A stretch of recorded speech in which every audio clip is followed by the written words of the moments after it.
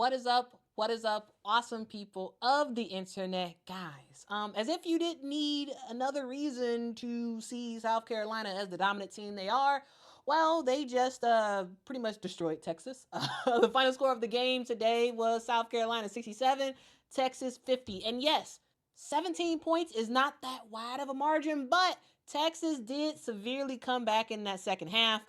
The game was over after the first quarter, and it was so. Let's get through this game. I want to just do a quick recap, and just talk about the game that was and the sad game there was, and we're gonna talk about it. Okay, guys. So the game between South Carolina and Texas. This was a matchup between the number 2 team in the country versus the number 5 team in the country. And guys, it wasn't really a matchup. We started off in the first quarter where South Carolina seemed to just start to gel early. And there was nothing that Texas could really do, right? Rory Harmon scored first to kind of kick off the game, and then it felt like it was all South Carolina from there. What we saw from South Carolina was them defensively putting the clamps on Texas to a point where they were so much in Texas players' face that it just frazzled them. And honestly, guys, I haven't seen Texas play this bad in forever. And it felt like from the get-go, they were just frazzled. Madison Booker, terrible. Like, she couldn't hit a shot to save her life. Ultimately, she wound up being 13 of 19 from the field, but like 7 points. It was a nightmare performance from Madison Booker, and the reason why was because of now all the shots that Madison Booker missed, not all of them was heavily contested, but it seemed like South Carolina defensively just got under Texas's skin, so that way even when Texas had a good look where South Carolina slipped up and they got a good look for a layup or a jump shot or whatever, they still missed it. And it wasn't just Madison Booker, it was a whole team. It was a whole team that was just absolutely trash. Players missing shots left and right. Rory Harmon missing shots, right? It was Shea Holly missing shots. Like, it was everybody. Aaliyah Moore got in foul trouble early in this game. Kyla Odeaker also had foul trouble in this game as well. They both went out in the first quarter with 2 fouls.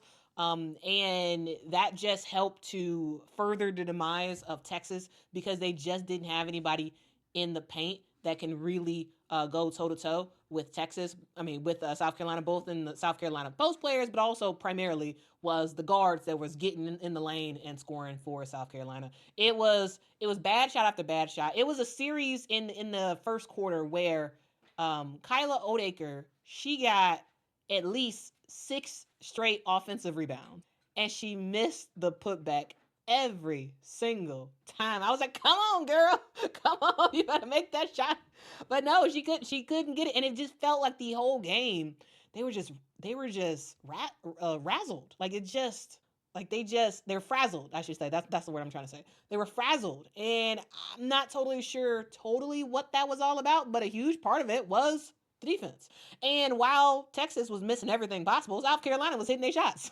In the first half, I believe it was Texas. They were shooting like something like 15% or something like that from the field in the first half, like 15%, and South Carolina was about 50%. We finished the game with Texas redeeming themselves a little bit, finishing the game shooting 27% from the field, and South Carolina 50%. And guys, I wanted to start off talking about defense because I thought that's really where South Carolina shined. Because, when we talk about South Carolina, yeah, sure they can score, but they really are a team that tries their best to get under their opponent's skin, and they clearly did that today. But it started on defense for South Carolina, and then when it came to their offense, it was just about being smart, and that's what happened. We saw, guys. Actually, here's the thing. I want to talk about the player of the game. In my opinion, the player of the game to me is Sanaya freaking Fagan. Guys, Sanaya Fagan did not end up with the most points. Didn't end up with the most rebounds. Nope. But the thing I loved about Sanaya Fagan is, to me, she showed a lot of aggression. Guys, Sanaya Fagan ended up with 8 points, 9 rebounds, 6 blocks. in this game, and she was just flat out phenomenal. Like when I was watching the game, I was like, man, let's go, Sanaya Fagan. She was doing the mid range jumper. Like I think she had at least 2 mid range jumpers. She was defensively, she was playing really good team defense where, she wasn't really even totally blocking her man in particular. It was other people's mans who was trying to get a layup to go, and hey, Sanaya Fagan comes out of nowhere. Block, get that stuff out of here, guys. Supposedly there was WNBA scouts in the building, and Sanaya picked a very good day to really just show what she can do. Now here's the thing, guys. If you don't know, here's another reminder: the South Carolina Gamecocks are without Ashlyn Watkins. Now, in my opinion, Ashlyn Watkins is the second best big on this team. In my opinion, the best big for South Carolina is Chloe Kitts. The second best big is Ashlyn Watkins, and then it's Sanaya, and then it goes down the line. But, guys, Sanaya Fagan has been getting the start for South Carolina this year. Sanaya, she showed up and showed out today. I love the way she played. She was aggressive. She looked for her shot. And that's something that she's going to have to continue to do. Now, she has done that before. Like, this is not me saying, oh, this is the first time that Sanaya has looked for her shot. But to me, this was the most confident game I've seen from Sanaya Fagan. And I loved it. I loved it. I think Don Staley need to be like, hey, what you did today, you better bottle that thing up, and I need you to do it night in and night out. Because in order for South Carolina to get back to the finals, to the Final Four, in order for them to win another national championship, Sanaya Fagan has to play exactly the way she did. Now, Sanaya Fagan's great play was bookmarked by some more great play from South Carolina, and it was Chloe Kitts. I thought she played really well in this game. She ultimately ended up with 11 points in this one. Tina Powell early got the team going. 3-point shots, get into the rim. Tahina Powell just continues to show that she has an elevated game. Last year, Tahina Powell, it felt like her only role was to shoot threes. That was it. Tahina Powell was the shooter for South Carolina. That was it. That was her whole role. This year, it really feels like Tahina is being asked to do more. She's asked to really think about not just shoot, but think about how she can beat her man off the dribble. Think about ways to get hockey assists, ways to get other players involved while also looking for your shot. And I feel like as this year continues to go on, Tahina Powell will continue to solidify a first round draft pick, because that's what she is. She's a first round draft pick. And the better she plays, the more she continues to show that she can get to the basket. She can take her man off the dribble. I think the more that helps her in her draft prospects. Tahina, really, really good game in this one today. I also thought that, again, off the bench, Joyce Edwards continues to do her thing as well. She is someone who definitely is going to be getting more minutes because Ashlyn Watkins is out, and she has to show up and make some stuff happen, and that's what she did today. 10 points for her. Aggressive, somewhat to a fault at times with foul calls. Quick aside about these foul calls. Foul calls were ridiculous in this game. So many offensive fouls, and yet the referees struggle to call the push off that Justice Carlton did the entire game. they failed to kind of get that under control, but they got everything else. They got all other fouls. 19 fouls in total for Texas, 16 fouls for South Carolina. It was a foul fest. Lots of offensive fouls. Like, I don't know if they track offensive fouls. I couldn't find it, but like it felt like half of the fouls today were offensive. Like it was wild. Charges, push-offs, moving screens. They was calling everything except Justice Carlton. Everything except her. Anyway, let's continue on with this game. Again, Joyce Edwards, I thought she played really well. Someone on South Carolina who I just thought played terrible, in my opinion, is Miriam Dowda. Miriam Dowda is someone who I thought was going to be like the next in line to get a lot of minutes in terms of the post because of Ashlyn Watkins being out. And Dowda just, I don't know. She looked lost out there. She looked lost. It looked like she didn't totally feel comfortable. I don't know. like it just watching her play, didn't end up with any points, missed two shots, including missed the in my opinion point blank shot. I just they were just watching her play. She didn't play that much. She only played like 7 minutes. But watching her on the court, especially in that first half, I was just like, man, Dowda just she didn't like she fit today. If everybody for South Carolina South Carolina was ho humming along, right? They were making mistakes and whatnot, but overall they was easily getting by this game, and everybody was sort of getting involved with the exception of Dowda. Like, I don't know what it was with her, but I thought she had a really bad game, like really really really really really bad game. And guys, it was like, man, Dowda, you better you better play better than that, because Joyce Elver's gonna take the minutes that you was possibly gonna get. So yeah, I thought Joyce played well, Chloe Kids played well, Tina Pow played well, Raven Johnson played well. Also, ended up with almost a double-double, 10 rebounds, 8 points for Raven. Bree Hall, I thought, showed some really good signs, both on the offensive end and the defensive end, for South Carolina. Just her ability to switch. Everybody played well. Mylasia Fulwiley, of course, if she's in the game, she's going to get you a highlight reel. So she did get that in this one.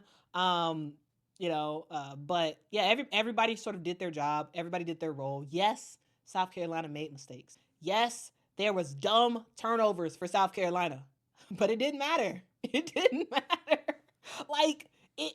The thing is, South Carolina messed up Texas so bad, and South Carolina's defense was so much of a nerve-wracking thing for Texas, that even though South Carolina had dumb offensive fouls, even though they had some dumb passes that led to turnovers and some good steals by Texas, even though that happened, even though this team wound up with 22 turnovers, South Carolina still easily dub. And why? Again, it was the defense. The defense just frazzled like Texas. Like, they just couldn't do anything, especially Madison Booker. Madison Booker, the mid-range assassin, the player who is just usually very calm and steady, no big deals, the person who averages 51% from the field. She couldn't do anything today. Absolutely nothing. Now, not all of it was because of South Carolina's defense, but it started with that to the point where even when she got good looks, she just couldn't get the score. Like, she just couldn't get stuff happening. And Vic Schaefer, I know, is going to talk to Texas and be like, what in the world did y'all do? They're going to be running laps or something in practice, because they play terrible. And it started with the defense for South Carolina.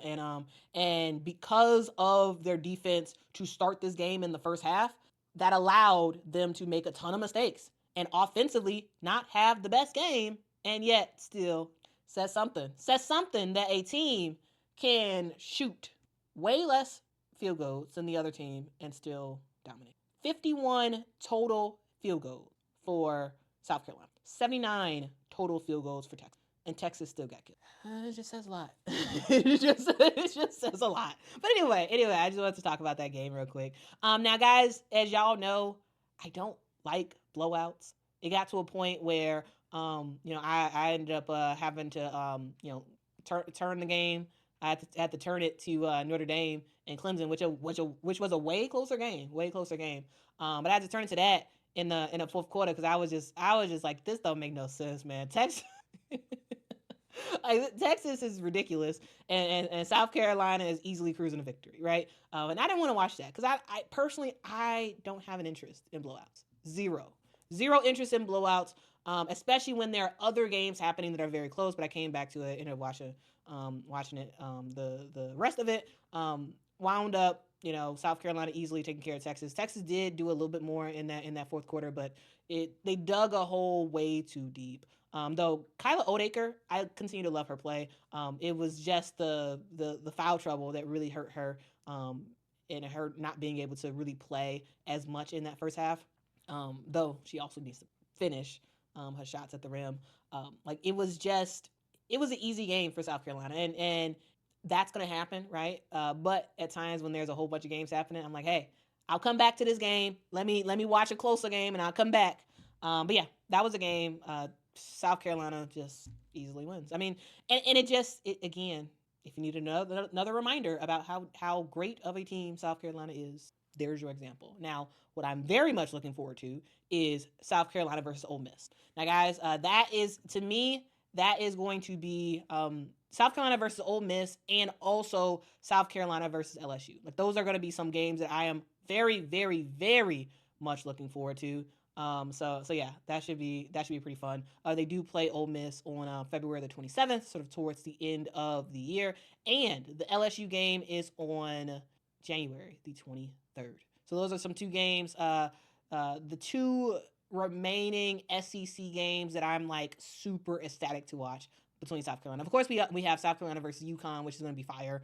That game is going to be on February the 16th. And of course, I'll watch all the other games for South Carolina. But to me, those two remaining SEC games against LSU, against Ole Miss, to me are going to be the big ones. Because with Ole Miss, the reason why I really want to watch that one is because it's defense versus defense. And what's going to happen? Ole Miss, don't disrespect Ole Miss. Ole Miss is the team that, yes, they will lose some games, but defensively, when they really want to lock in, oh, you can't get nothing. And LSU, I just want to watch because I'm pretty sure South Carolina's going to beat them, and that'll be likely the one loss that the LSU will have on the season. It's going to be a fun battle to really see. Michaela Williams versus, like a Tahina Pow. Like, I'm excited to see, like, really kind of like a shootout of sorts between those two, and then in the post to really see what Anissa Morrow can do against both Chloe Kitts and Snia Fagan. I think it should be a fun game. So yeah, those are my two remaining South Carolina SEC games that I'm just like, must watch. Of course, watch all the other ones, but those two are going to be really, really there. Anyway, that's your reminder. South Carolina, they're that team. They can have they can have a not so great offensive game and still dominate because it starts and ends.